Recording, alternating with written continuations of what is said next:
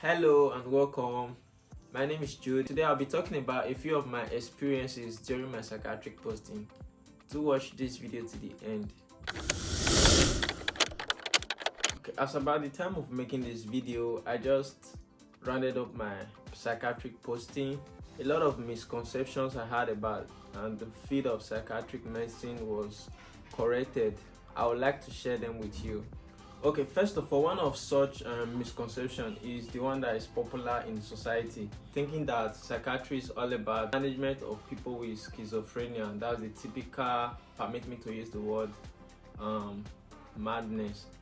Especially in this our society in Nigeria, we even restrict schizophrenia to the hebephrenic subtype, the hebephrenic schizophrenia, where you see somebody walking around the street with a lot of rubbish, like gathering a lot of rubbish and then wearing tattered clothes. But the truth is that through this posting I was able to see that psychiatric medicine is way more than that. In fact, it encompasses mental health down to mental illnesses. It's not just restricted to schizophrenia. It's not just restricted to the management of schizophrenia. In fact, that's not even the major thing.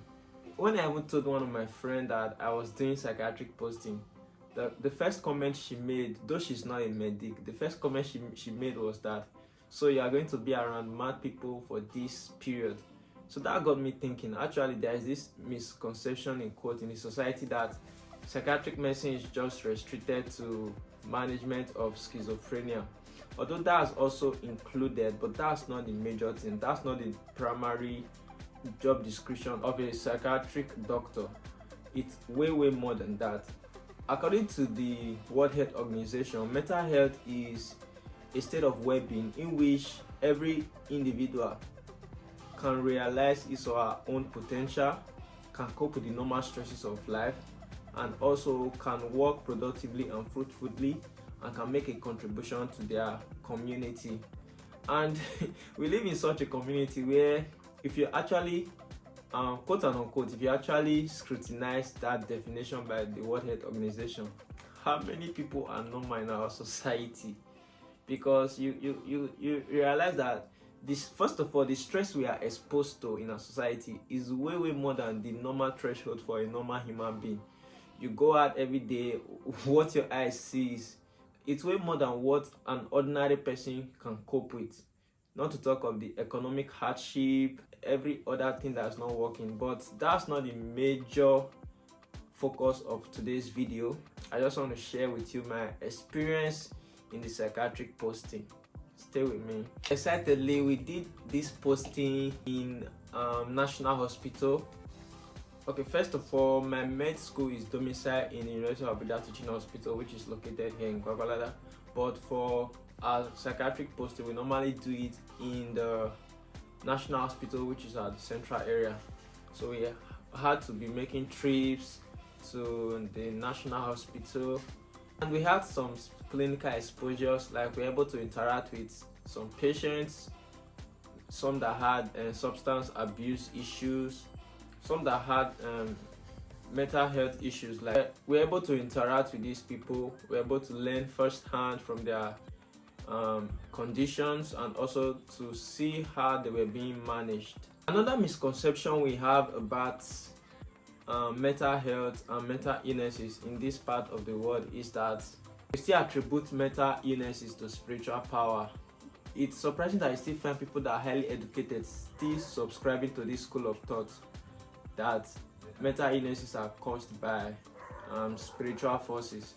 Just like every other medical condition, such as diabetes, such as hypertension, there are scientific explanations to these things, and also they can be managed through orthodox medical approaches depending on what exactly we are dealing with. Another interesting aspect of this posting for me too was learning about personality disorder, talking of cluster A, cluster B, and cluster C personality disorders.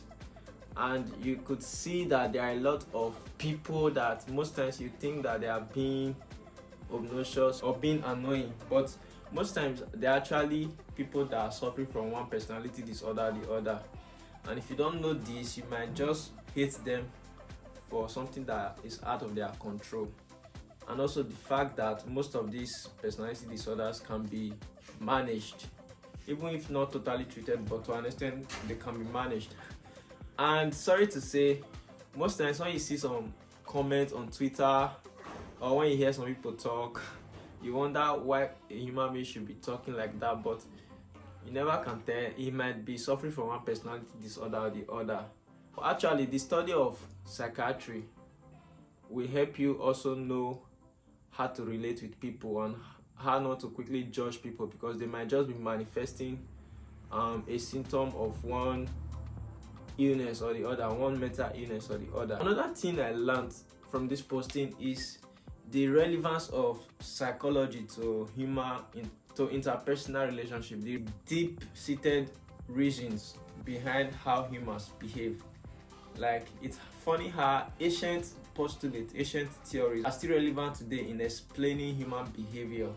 In conclusion, I actually say psychiatry is like a very close brother of neurology. Though not many medical students or doctors would want to specialize in psychiatric medicine, but I actually feel psychiatry is a cool specialty because it is really like the fact that it works with the brain and human behavior, which emanates from obviously the brain, and the fact that it has a lot of opportunity. It's not saturated like some other specialty. Not many people want to specialize there. Before now, what were your misconceptions about psychiatric medicine? I would like you to leave them in the comment section, and I promise to reply to your comments.